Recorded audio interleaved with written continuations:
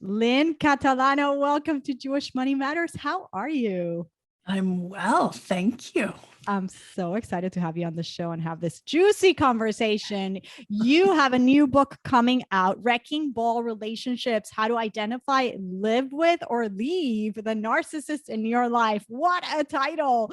You're an attorney, you have the New York State Bar, and you help people navigate toxic relationships in workplaces and just in general. And I love this topic, Lynn, because, well, this can have a huge impact on a person's financial life, especially when we speak about women, which is obviously something that I'm very passionate about. So let's dive in. I have so much that we can discuss here. I guess my first question is, Lynn, how did you arrive at this space? Because as I said, you're an attorney by training. I know you've spent most of your career in the nonprofit sector, actually doing fundraising, right? You're an expert at fundraising. Yeah. You're very familiar with the nonprofit space. So my question is, are the insights that you bring into toxicity and narcissism something that came from your own professional experience, or how did you arrive at this new line of work or newer line of work? Well, it was a long journey, and it was a bumpy road. Mm-hmm. But I will tell you that I believe very much in God, and I believe that we're where we're supposed to be when we're supposed to be there. Yes. And after my mother died very young and very suddenly at 66 years old. Wow. And I'm an only child. It was a real pivotal event for me for many, many reasons. We were incredibly close.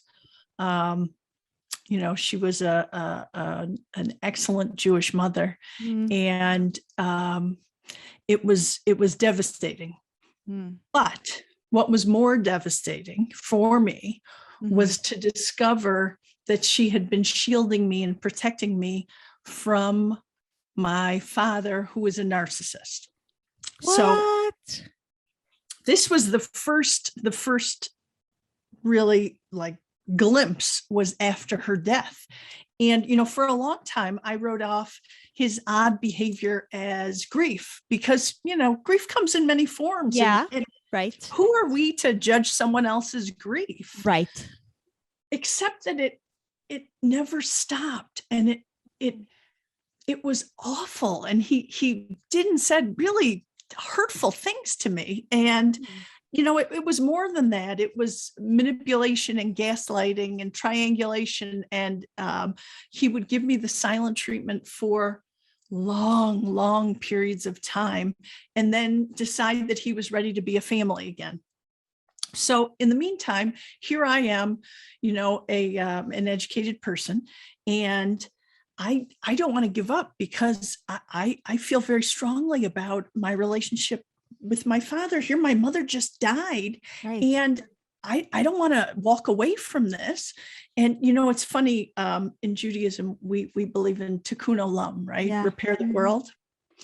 And in my head, I'm sure this doesn't make sense, but in my head, I kept thinking that it was tikkun mishpacha, like it was repair the family. It's my job to fix the family, right?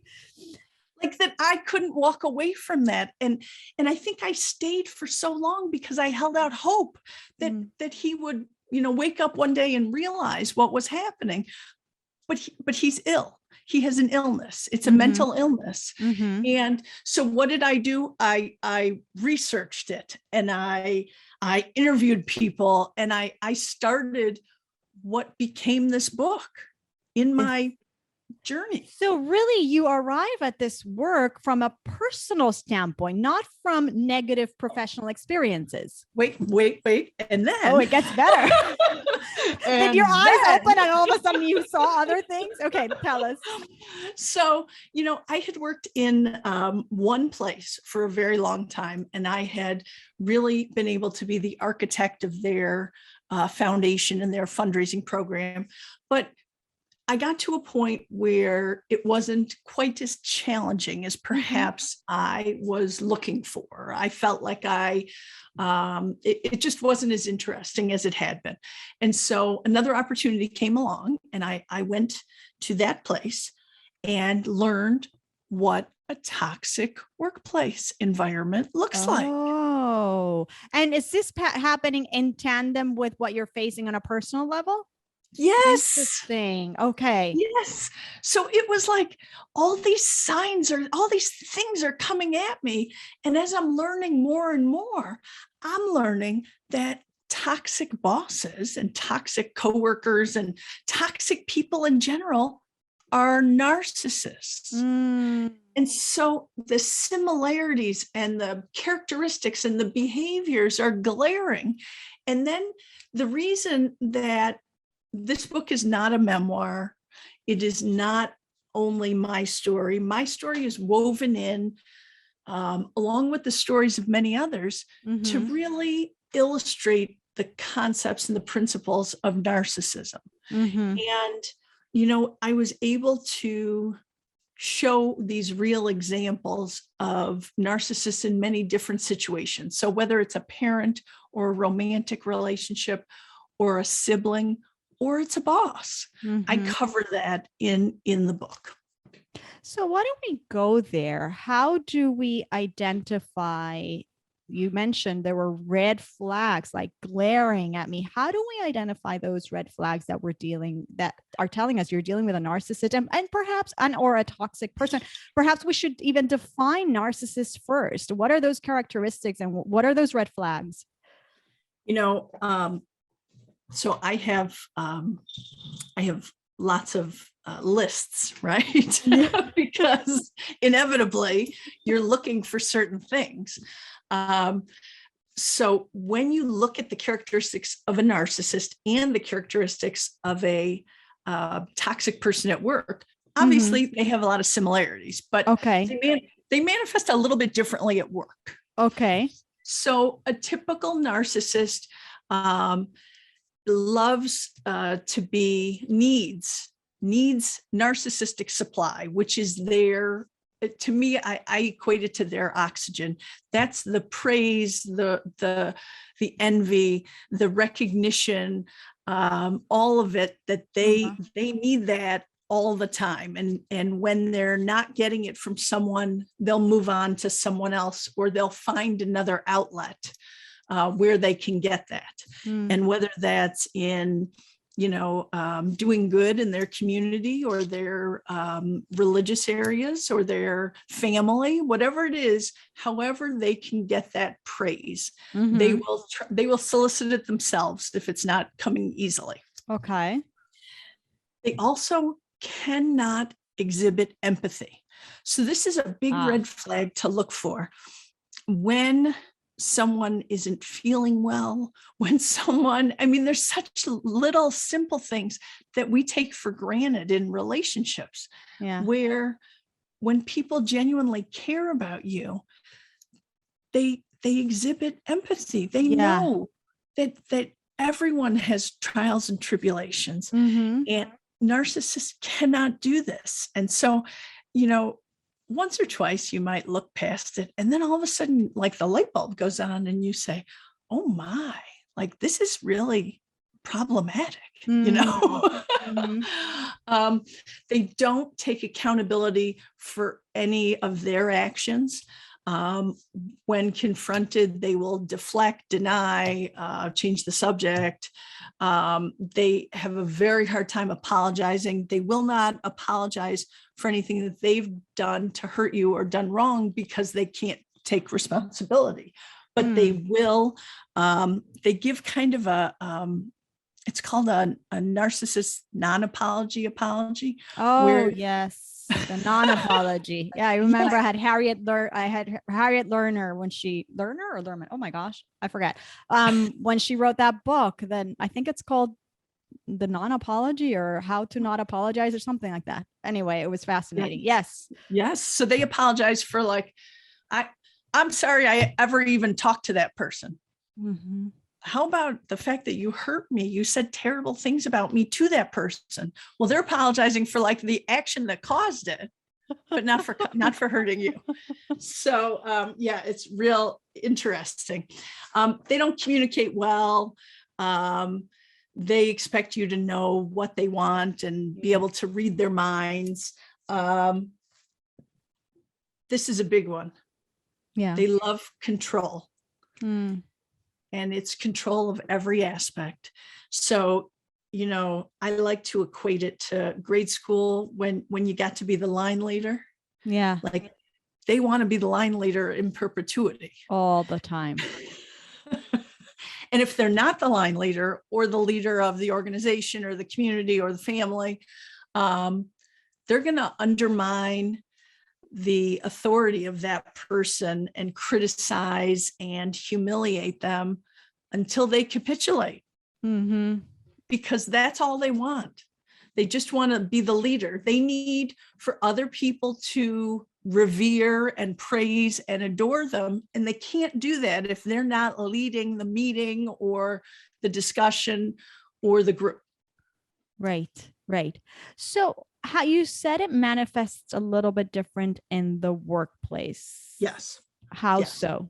So I have 10 characteristics that I use whenever I speak about toxic workplaces. Mm-hmm. And this applies to whether it's a toxic boss or it's a toxic coworker or toxic management, whatever mm-hmm. it is. Mm-hmm. Most times this person fits these characteristics. They do these things regularly. I was lucky enough to have toxic bosses who fit all 10, but sometimes you might only notice a few, you know, along the way. I mean, God was prepping you for the, like, shooting at you. Listen, Lynn, I need you to take on this for the world. You got to help people. So let me send you toxic bosses with all characteristics. Let me send you a close family member who fits the bill and you'll be an expert. Seriously, like how else? And you know what? I look at it as making lemonade out of the lemons. Yeah. You know, like I had to do something positive with these negative experiences. Otherwise, why is God presenting a challenge? Thank you. Beautiful. Exactly. So what are these 10 characteristics? Okay. Let's learn. Ladies, open your ears. Okay. So number one, they don't take responsibility for their poor decisions. Right. Okay. So they're the first to smile for the cameras, you know, when they show up when things are good, but when things are bad, they are throwing someone under the bus, throwing mm-hmm. shade. They're blaming other people. Oh, I remember that at work. Oh, yeah. Yes.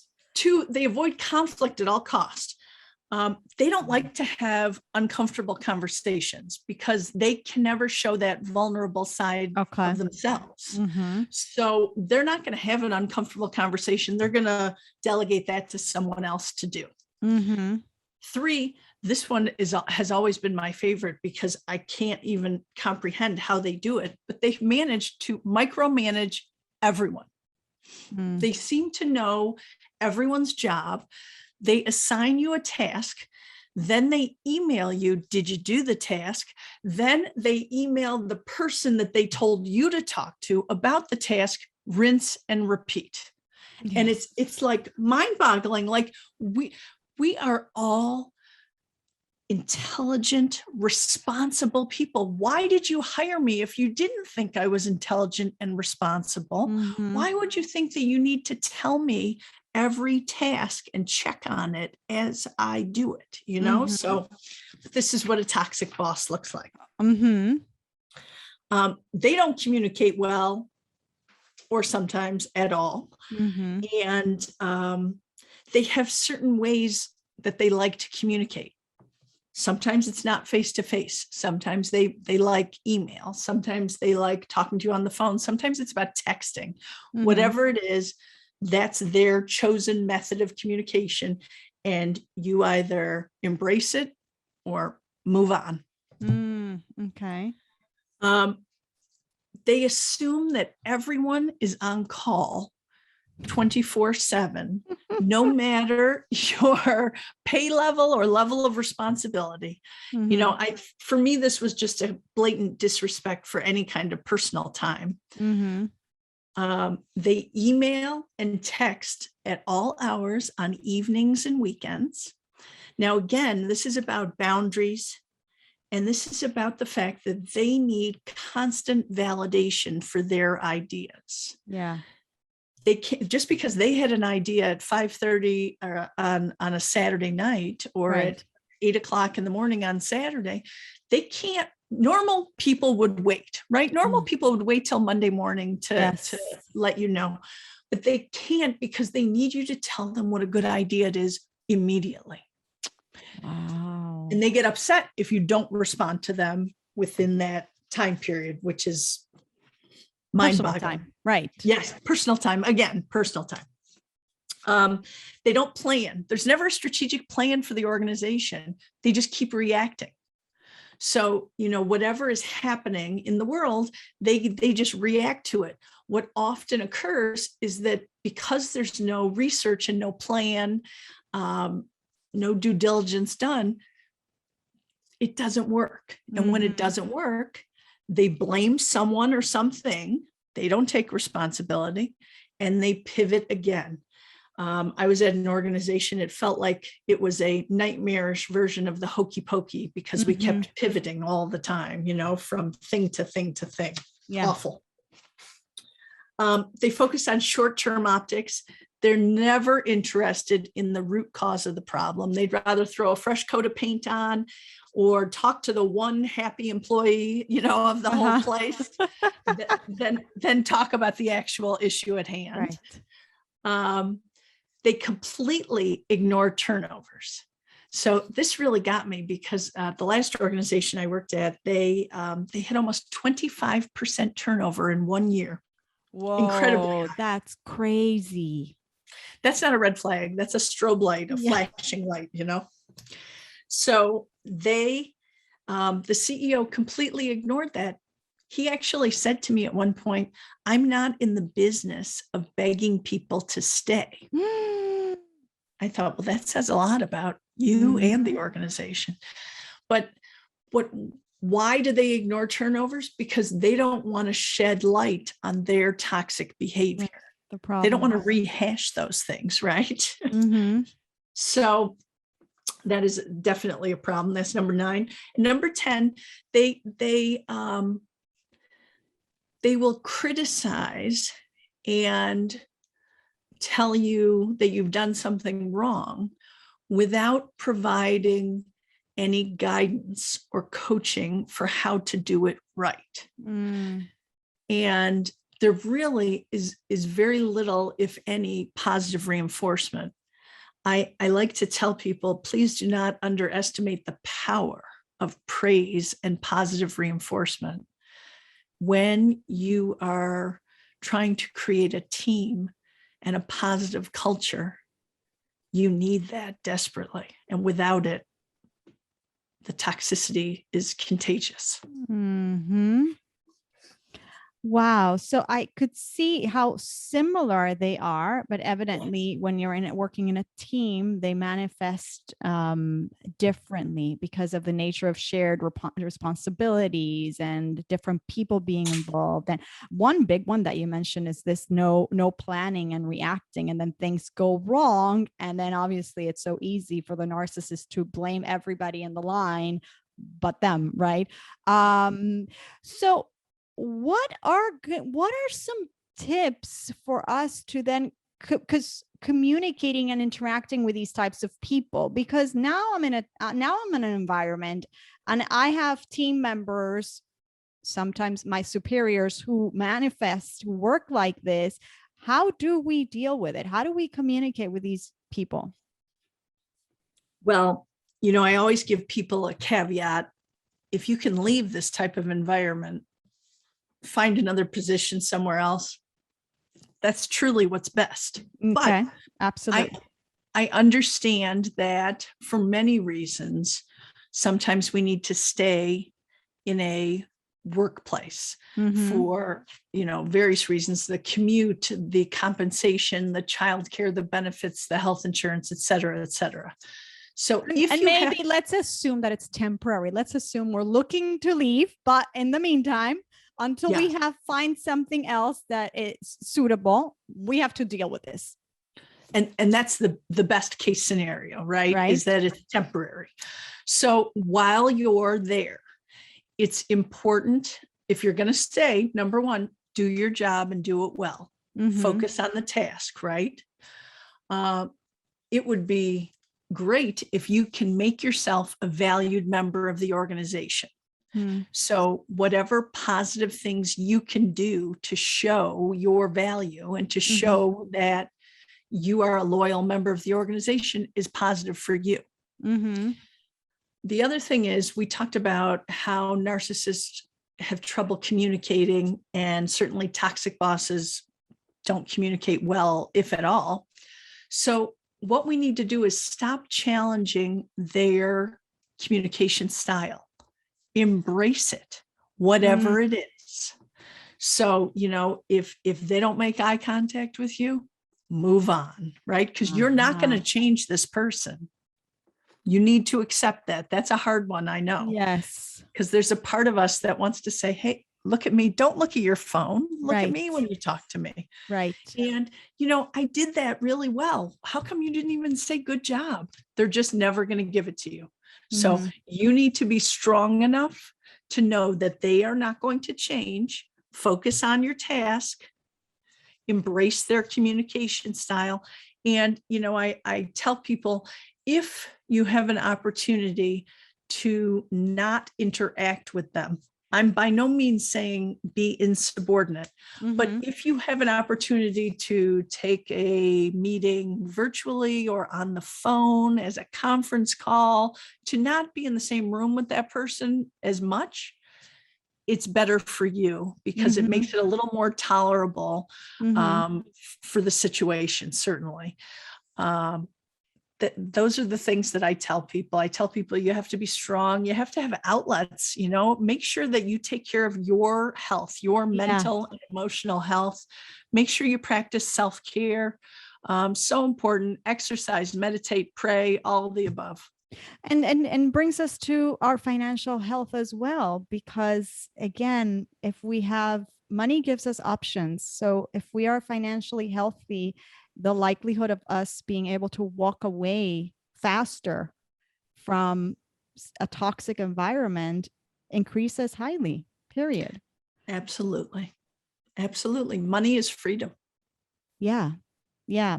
So we've talked about the characteristics of the toxicity and the environment, the toxic environment, the narcissist.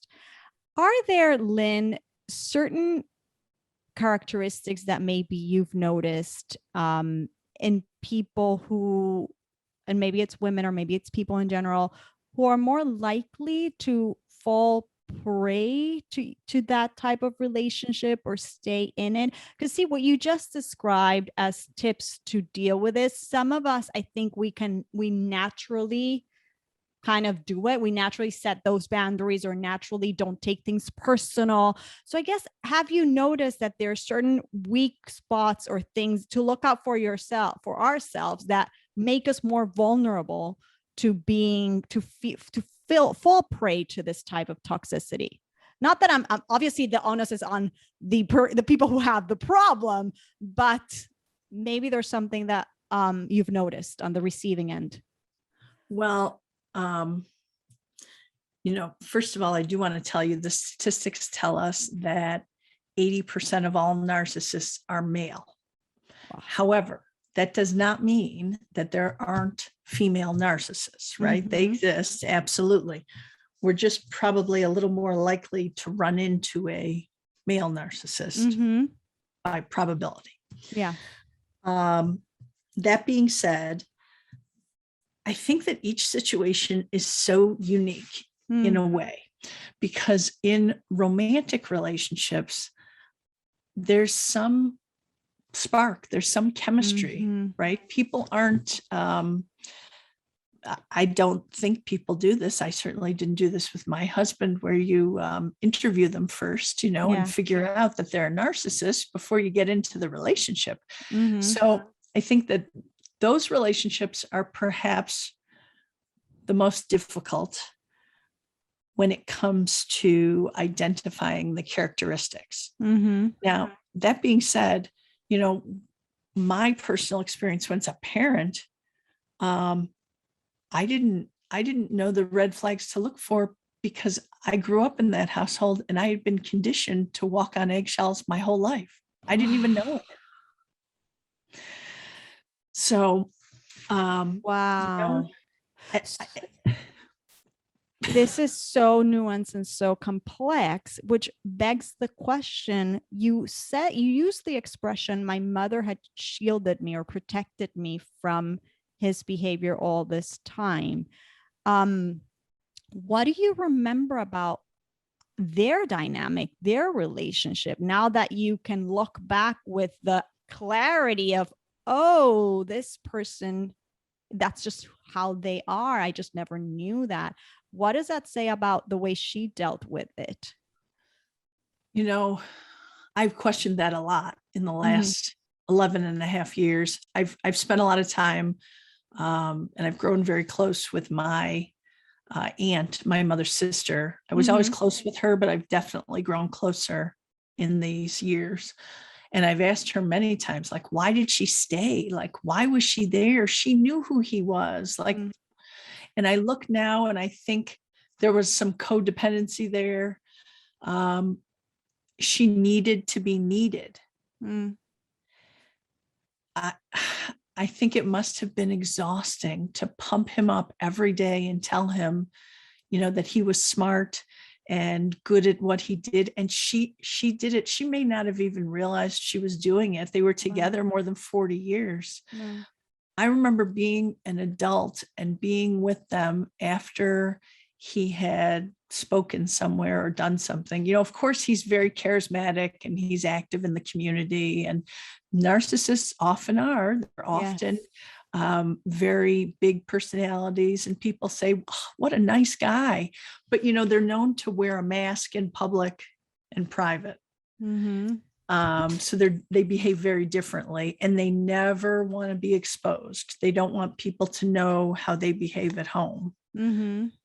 And she was in, she was just in for the whole thing. And the interesting thing is, she really controlled the finances in the relationship. Really? And I think that's really kind of surprising when you look at these relationships. Narcissists like to be in control. And I don't know if that was something they agreed upon early on. I don't know how that transpired. She taught me so much about financial responsibility, and really everything that I know, all the major concepts about our finances, I learned from my mother. That is so interesting. But here's the funny part. And I really didn't put two and two together until quite recently. But since she passed away, now she told me everything. She was completely transparent about everything. My father has lied to me, has told me stories that are not true, has told me, has like tried to plead poverty about his finances. Now I know all of it. And I just can't believe he still wants to control me. And, I'm an only child. I have two daughters, and my mother was saving to send them each to college. Like, she had funds. That was how she wanted to do things, except that she was so smart about finances. But when she died, she had the original will from when I was a child, naming, I was 39 when she died. So it was naming, guardians for me. So she didn't take the time. I know that had she known what was going to occur, she would have done things differently. So she left everything to him. So he's in control. Uh-huh. and he relishes it. Wow. And so he recently said to me that he would not be contributing to his grandchildren at all, to their education, because why should he? Right. Even though she spent all these years saving for that, which speaks again to something that we speak about so often on this show, about the transparency and the being in the same page. Evidently, your mother did some things very, very well, but it's so obvious that there was no equal communication and equal agreement there on what's the objective, what's the goal, what are the values that are behind these decisions. She's obviously a hero for having put up with, and on a positive note, there might have been beautiful things about this marriage that we never know. We really, really, really never know. Let's talk about what might be obvious to you and I, but let's break it down for people. Now that we're talking about the finances, what might be the financial implications of being in a toxic relationship in the workplace? So narcissists like to control you, like to control the situation and the people. Mm-hmm. And one great way to control you is to control your finances. Mm-hmm. So whether that's in a professional relationship where they can choose not to give you a raise, or they can choose to lessen your compensation in some way, or they can choose to give you more responsibility without more compensation. Yeah. Or it's in a romantic relationship where they have taken control of your finances and you don't have any independence. Mm-hmm. You don't have any money that's yours. Right. There's no transparency. So in the workplace, we have to be cognizant, because on a personal level, I think people are more familiar with this, right? Like it's like a big red flag if like you don't know where the money is and only your husband knows where the money is. And please, ladies, like that's not a healthy way to be in a marriage. But there's so many people out there that are still subject to this. And so it is such a devastation. And when they want to leave, they feel like they're stuck in that situation because they have no financial independence. Exactly. Yeah, exactly. Awful. How can I leave if I have literally no money to my name? Which is not true, because whatever you've built together. Right. But in the work, as you said, so it could manifest itself in not getting a raise, getting more responsibilities without compensation. It could even be pushing off your review and pushing off your raise with excuse after excuse, right? Yes, absolutely. Yeah, these are things that we have to be aware of and we have to take a stand for, period. Do you think oftentimes, now we're talking about money, having a sort of an unhealthy relationship with money can drive us to stay in these relationships where we just, okay, it's somebody else is in control kind of thing? Like if we want someone to be in charge, like if we don't want to be in charge. Exactly. Like, could that be at the root that really what we're facing here is on some level, I'm scared of money. I'm scared of manage. I don't deserve the money. Right. And so what I end up doing is allowing somebody else to take control in a very harmful way. Gosh, personally, I can't ever imagine that, but I understand what you're saying. I think sometimes people say, I'm not good at that. He takes care of that, or I'm just here to, or if it's professional, I'm just here, to do my job, and I'll get a raise eventually, or I'll get paid eventually. But if that's the case, it's probably time to start reevaluating. And there's so many services out there to help you write your resume and help you, take the skills that you've learned and make them really attractive so that other people can see the diamond you are, in this terrible, in the coal mine, literally. And you need to dust yourself off and pick yourself up. I talk a lot in my book about inner resources. And this is something that I think you can still get, even if you didn't have a mother like mine that provided the foundation for me. She, to me, I define inner resources as the confidence that that you're loved, and that gives you the confidence to go out there and do anything. But not everybody gets that at home. You're right. So you got to figure that out. And, I think that inner resources can come from gratification from a lot of different ways, but it's as if we need to reflect on ourselves and realize we are good at what we do. We are smart. We are able, and we are compassionate and empathetic, and we can do this. And so once we have that, and you have to find whatever drives you, and whatever fills that bucket. So what is that? If it's volunteering, if it's being in a relationship, if it's having friendships, whatever it is, I think we need to do that. Definitely. And we're multifaceted, right? So I got to ask you, when you encountered this, you came from a very positive experience in different workplaces, and then you are shocked by this. How long did it take you to spot what was going on and then to walk away? Yeah. So, fun fact, I went through 2 toxic workplaces before I got here. So the first one, I was there 4 years because I felt like, I was hired for a reason, and I should, accomplish my goals and do things.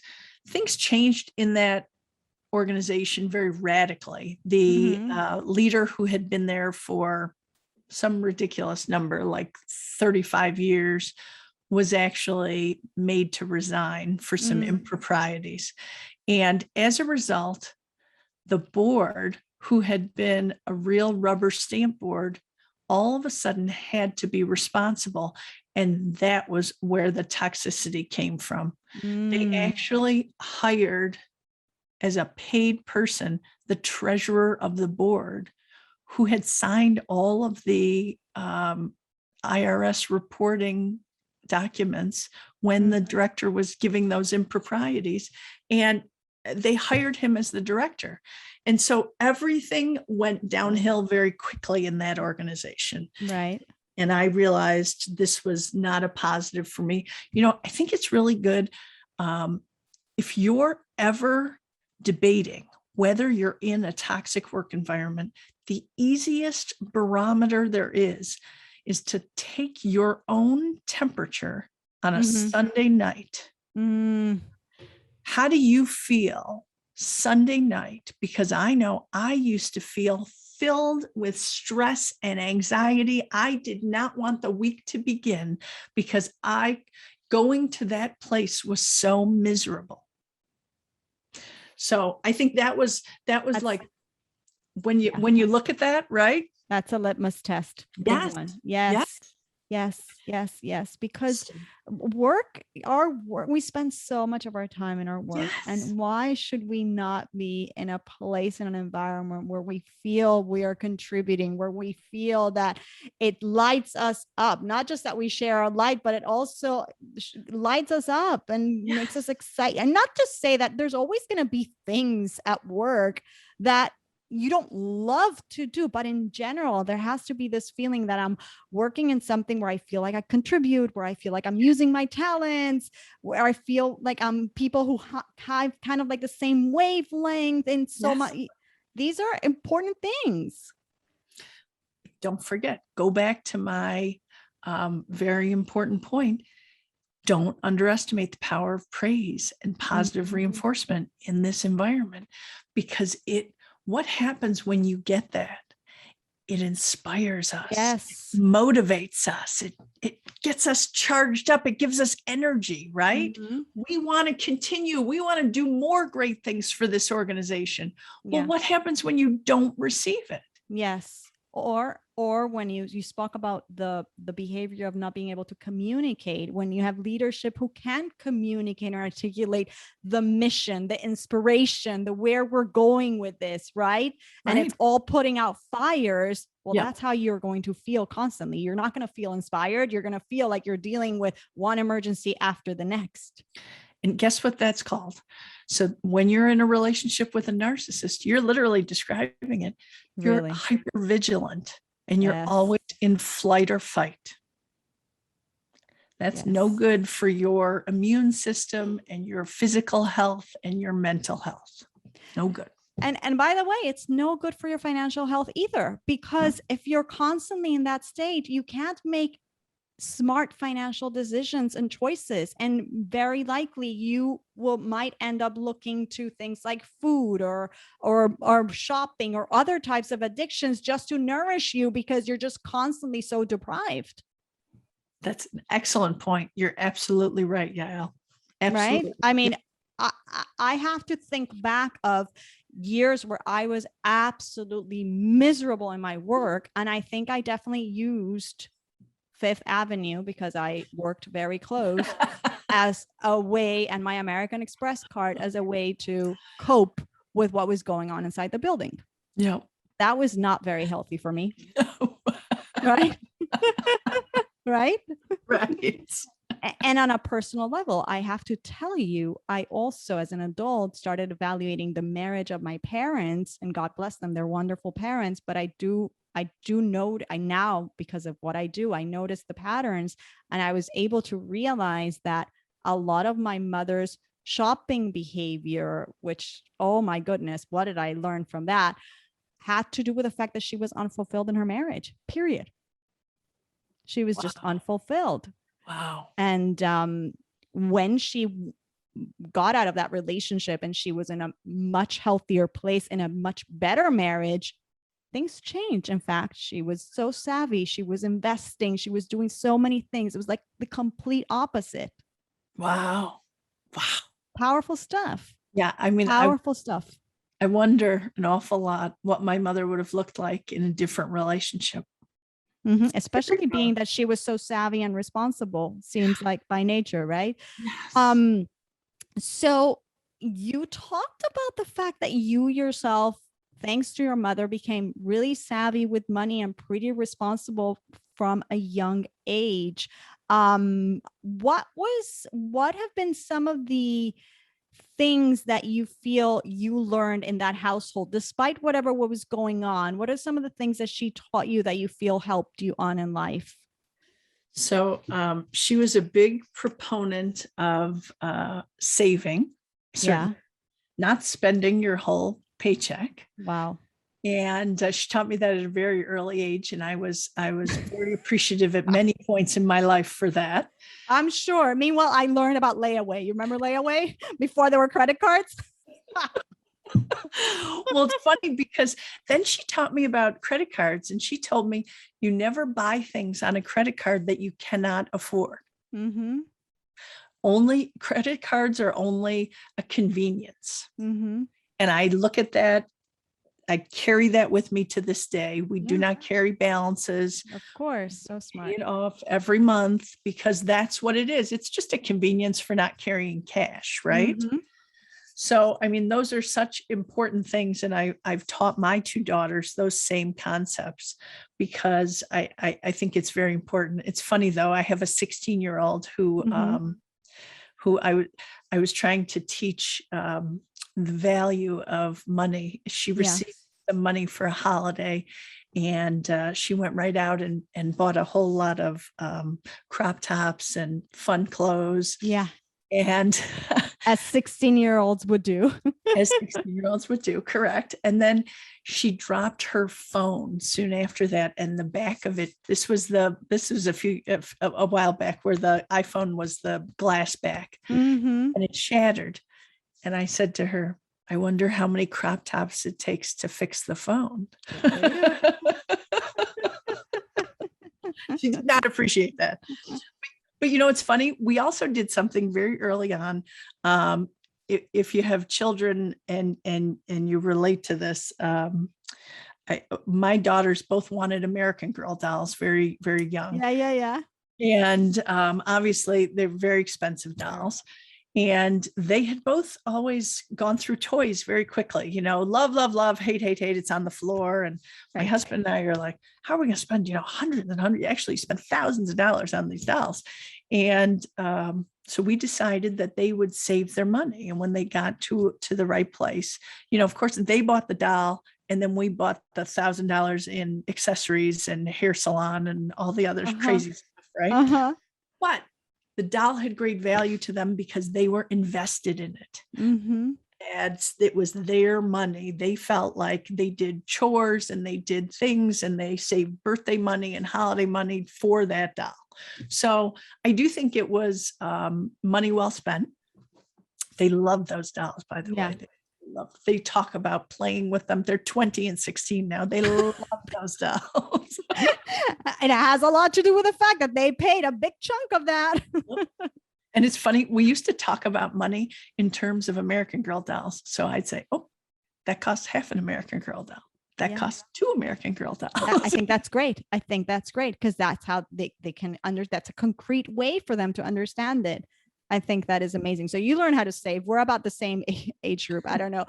We're about the same age. When you went to college at BU, I went to Tufts actually, just around the corner. Yeah. But I was just sharing with my students, back in the days, you would get, not only had I been trained on, you can buy on layaway, but then when I finally got to college and you were offered credit cards, you got to the student union on your first day on campus, and there was 10, 15, 20 credit card companies offering you a t-shirt and a baseball cap and a line of credit. And what did we know, right? They're not allowed to do this anymore, but yeah. And that got my generation into a lot of trouble, myself included. That's great. Right? Because nobody taught me how to deal with credit. Right. Why shouldn't I, nobody taught us what were the consequences anyway. So it can't be that it was all so perfect. You have to tell me if there's been any challenges or failures around money that you've had to overcome. Oh, are you kidding? Of course. Of course. It's not rainbows and unicorns. Let's hear it. Of course. Well, so after my last toxic work environment in May, we mutually parted ways. And I have pivoted completely at a point in my life where, we're supposed to start thinking about retirement and, how much longer we're going to work. Right. And I am starting all over again. A new career. Yeah, absolutely. I have started, but again, it's not really starting from the beginning. It's starting from a place of experience, right? Exactly. Obviously. Yes. And so I have my education and I have all this great experience and I am putting it out into the world. And I've written this book, which is incredible. I hope people appreciate and can use it as a guide, as an easy to digest guide on what to do. Narcissists like to create chaos and confusion. And I felt that. And I started Googling my father's behaviors, which, by the way, is a huge red flag. If you're Googling or your spouse's behavior, that is a red flag. But, I was looking for answers, and had this book been available, I know it would have provided me with a lot of concrete experience and answers that would have given me some peace of mind, certainly earlier on in the game. Yes. But yes. So yes, here I am risking everything, finances and everything. And I have one daughter in college and one daughter going to college soon. And I'm putting it all out there. And I'm betting on myself. And I am so happy to tell you that my husband is 100% in. And he is so supportive. And he has a much different financial outlook than I do. He is much more risk motivated, on that tolerance when they ask you your tolerance for risk. And he is a big believer that with great risk is great reward. Yes.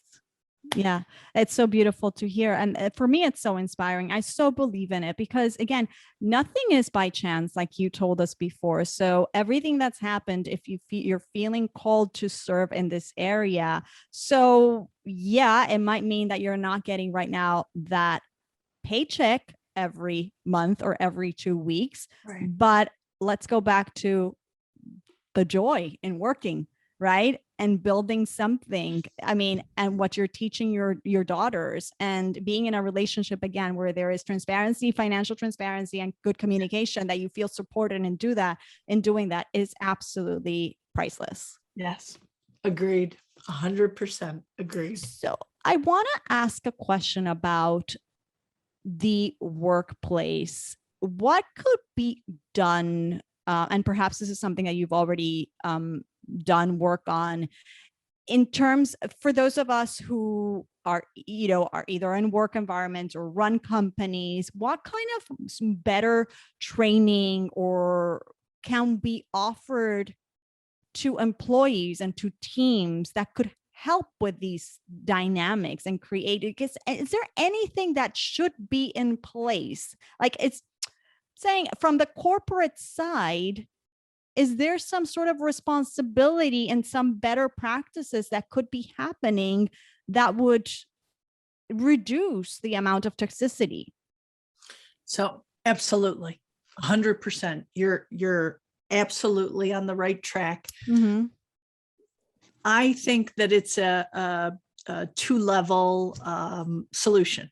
Yeah. I think that it needs to come from leadership. Mm-hmm. The leadership team needs to be 100% behind it, because if they're not, employees can tell. Of course. They can tell when you're not being transparent, right? And so with leadership, I think it's worth investing in training and education for them. And so what does that look like? It could be some workshops, it could be some one-on-one coaching, all of which I am happy to provide. For the employees, I think it's about increasing our levels and our education about emotional intelligence. I think that it's so necessary, and it's about leading with empathy. It's about understanding and listening. The Greek philosopher Epictetus told us we have 2 ears and 1 mouth, so we can listen twice as much as we speak. Too often, leadership, they have no concept of this, and they just have their eye on the bottom line. And while that's so important, the soft skills that go along with leadership are critical to the health of the organization. Yes. And so if you don't have that emotional intelligence, and if people feel that they are replaceable and unimportant to the organization, they behave that way. And it's a horrible cycle of, that just keeps repeating. So the best way to disrupt the whole system is education and training. And I think it's possible. I think you can do both reasonably. And I think it's an investment in the organization, and it's an investment to prevent this from happening. Yes, definitely. You mentioned the word emotional intelligence, and it's actually quite shocking that still in our Western or maybe American society, we still don't, after so much research that's been done, we still don't give it the importance that it deserves. And we still tend to evaluate and praise children as they're growing up for the classic intelligence, and not highlight at all the emotional intelligence piece, which I have to say my mother was definitely ahead of her time on this one. And definitely that was something that was mentioned a lot when I was growing up. She was definitely ahead of her time. But it is, we have work to do in this area as a society. Yes. Yes, we do. Because if we can't empathize with someone else, if we can't walk a mile in someone else's shoes, then we'll never get to the next step. We'll never improve our relationships. I believe that I really do believe that emotional intelligence is the antidote to narcissism. Yeah. I think that when we ask deep questions, when we ask open-ended questions, when we listen to the responses, when we have uncomfortable conversations, we get to the next level in our relationship. Yeah. And whether that's at work or on a personal level, sometimes you work with someone, and if it's all yes, no, this, that, spreadsheets and whatever, you don't know who they are. Mm-hmm. And when you do, different things happen. Yeah. Yeah. But again, I think that uncomfortable conversations are risky, and toxic bosses don't take those kind of risks. Yes. Because they're not vulnerable, right? Yes. They don't show their vulnerability. And I think that people who have uncomfortable conversations are willing to change. Mm-hmm. And those They people believe in others and they believe in themselves. Yes. Right. You get it. Yes. Because we understand that a situation can definitely be better. Right. Yes. And it's okay if have to take responsibility for some of it. And the vulnerability is okay, because I believe in the inherent good of the other human, of myself, and the potential that there is in the relationship, whether it be a team work relationship or a romantic relationship. Right. Right. Yeah. Yeah. And it's so important to, again, praise our children and recognize those soft skills in them, and recognize when they're really being, and kids naturally are. Yes. The fault is that we have been conditioned to recognize other things or to praise for other things. But kids are naturally empathetic and are naturally very emotionally in tune, very much so. Absolutely. Lynn, going back to you on a personal level, any habits that you practice regularly that you feel impact your financial life? And I'm sure now that you are, pivoting in this beautiful way, you probably have to sit down and look at all those things, as you sort of alluded. What are those, some of the things that you do regularly? Maybe it's even with your husband, that you feel really keep you grounded and making the right choices for your family. We definitely plan. We definitely have a lot of different plans happening all the time, right? Mm-hmm. We have our long-term plans and our short-term plans, and we talk about vivid visualization frequently. Oh, tell us more. So vivid visualization is used both personally and professionally. They use it in a lot of companies for strategic plans. And the idea is to visualize what your goals are, and what your goals are for 1 year, 3 years, 5 years, that type of thing. And so, but what does it look like? Like really dig into, what, if it's purchasing a house, what does the house look like? Or if it's taking a vacation, where is it? And what food are you going to eat? And, what are you going to wear? And who's going to be there? And, it really helps you get that vision and laser focus on it. Yeah. So that you can do what you need to do to get to that place. Yeah. I think that's so important. And, I think it's interesting. Both my girls have very interesting career goals, and they're willing to do the work and prepare and go through their education. And they're very different people. Both girls, both same parents, same house, couldn't be more different. Of course. You and I don't get this so much because we're only children. Not that we don't get it. We are enamored by this. I'm an only child too. And I'm always enamored by the uniqueness of, I have 4 children, and how unique they are, despite the fact that we both raised them, pretty much the same way. And not only that, the relationship that they have with Yes. them, between them, is magical to me. But anyway, go on. Sorry, I cut you off. And when they're lovely to each other, my heart seems to come outside of my body. Yes. You know Yes. how And when they're not, my husband needs to remind me, you don't get it because he didn't have any siblings. Right. It's all good. Same. My husband, same. So I think that it's critical to have that vivid vision of where you want to go. Mm-hmm. And it helps you in those downtimes when you're feeling, as a solo entrepreneur doing this work. Certainly there are days where it doesn't feel so great, Mm-hmm. but you have to be in it. It's a marathon, not a sprint. Yes. So absolutely. I love that. I love that you're both into that. I love that. Very much so. Yes, I love visualization. I really do. I think it's so important. And I have many people on the show who've come and shared about how vision boards are so helpful. Yeah. I believe it. Yes. I really, really do.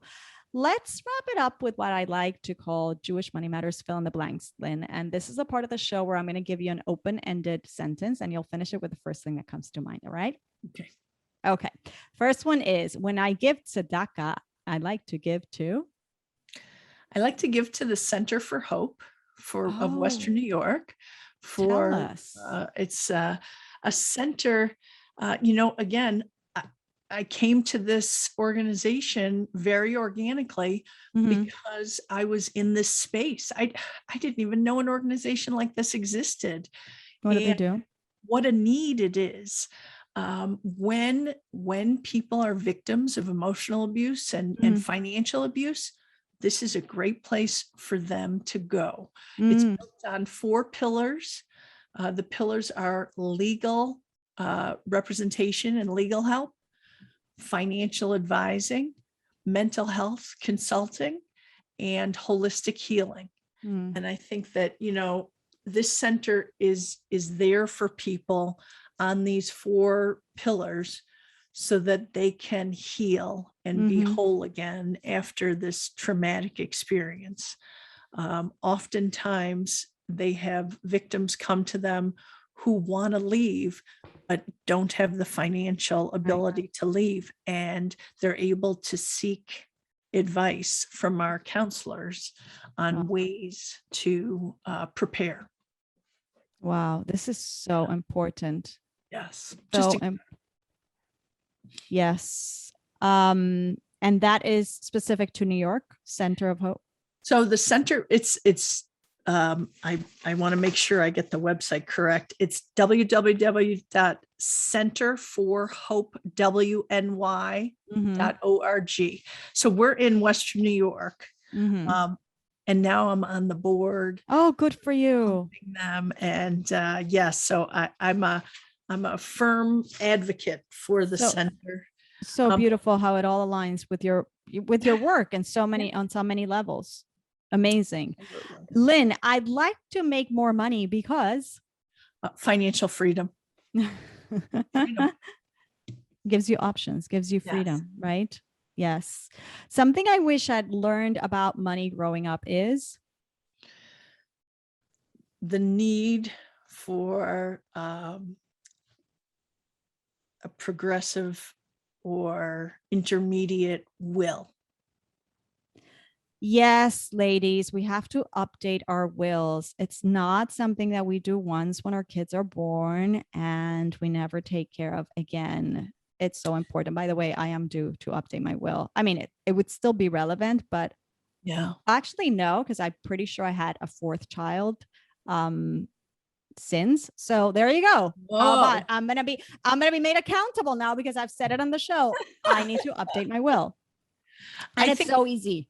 Yes, at the very least, because I know as an attorney, people think about wills as, I don't want to talk about death. I don't want to talk about, but how about the fact that no one will know your wishes and intentions unless you put it down on paper? Absolutely. And they're about the most important things in your life, specifically your children. So You don't want anybody else to make decisions about your children's future except No. you and your husband. Yes. And I'm dealing with the ramifications from that now. So not so good. Yeah. Lynn, has the relationship with your father, has there been some repair there, or there's still work to do on that? So I tried within the last 2 years to repair it because I did not want to have the rage that I felt for Well, him. that's not healthy. Yeah. Because it's not healthy. And so I went to him and he said, I don't want to talk about who said what and who did it because they don't want to take accountability. Right. So I said, fine, we're going to go from here. Great. And guess what? He stopped talking to me when things were good. Oh, okay. Because that's what he does. And I couldn't wrap my brain around it. And then things went downhill very quickly. And we are now in a no contact place, which unfortunately is where a lot of relationships with narcissists reside. Interesting. Yes. That's interesting. So it sounds to me like even if we try to put boundaries, sometimes it's like they won't accept the boundaries. Correct. It's a very difficult situation. And what struck me, and it struck me quite a while ago, but what struck me was that I would do anything for my children. Mm-hmm. If I hurt them, offended them, said something, did something, I would beg their forgiveness because they are the most important things in my life. Mm-hmm. And what I realized, that's not true in my relationship. And he is not interested. And that's rough. Yeah, that is rough. But okay, we can't change others. We can only change ourselves. That's it. Correct. Lynn, from your perspective, money, spiritual or physical? I think it's both. Yeah, nice. I actually do too. Something I splurge on unapologetically is healthy lifestyle. Really? What are you into? Organic food? What are you into? What's healthy lifestyle? So we were hardcore vegetarians for years. Are you serious? Okay, I cannot relate. Tell me more. We were really, really like when my kids were born, they were raised with vegetarian. They didn't eat meat for years and years and years. I truly admire it, by the way. I don't think that I could do it, but I do admire it. It's funny because for me, I wasn't a big meat eater. So, but I will say somewhere along the way, I discovered we were eating too many processed vegetarian foods and we wanted to get away from the processed. So we're actually, we eat lectin-free. A lectin-free diet now. So we really still focused really plant-based, but we don't do any of the processed stuff. So we don't do the fake meats or any of that stuff. When we do eat chicken, it's organic and grass-fed and pasture-raised and all that jazz. And if we have a local butcher, then that's better. We still have some dairy, but it's very minimal. I'm off dairy recently for the last few months and I feel great. And you feel great. Interesting. Yeah. The only dairy that we really have now is we do goat cheese and we do some imported cheese, and that's it. That's very, very little, very light. We don't eat a lot of carbs. We eat an awful lot of cauliflower in a lot of different forms, I will tell you. Teenager does not love it. Oh my gosh, that is too funny. So okay, so you splurge on the healthier foods. And our Peloton, Oh yes, and people love it. I have some friends who've invested in it and they absolutely love it. We have yet to, but I keep hearing many, many good things. It's great too because we do a lot of the exercise programs that are on demand as well as just the bike. So excellent. Yes. Lynn Catalano, spender or saver? Saver. Did I not know that already? I should have been your friend when we were in college and I wouldn't have made so many mistakes. You were only down the road. Okay. Today, I'm most grateful for my husband and my 2 children. Nice. Yes. And finally, I'm Lynn Catalano, and I believe Jewish money matters because Financial freedom is freedom. Yes, yes. And the mental freedom, right? I was discussing this with my husband. When we learn to master the foundation beyond the numbers, I think there's something very fundamental, which is the trust in God above, whatever you want to call it. You want to call it the universe, I don't care, but that there is abundance for you and that you're worthy and you deserve, and you put your trust in that.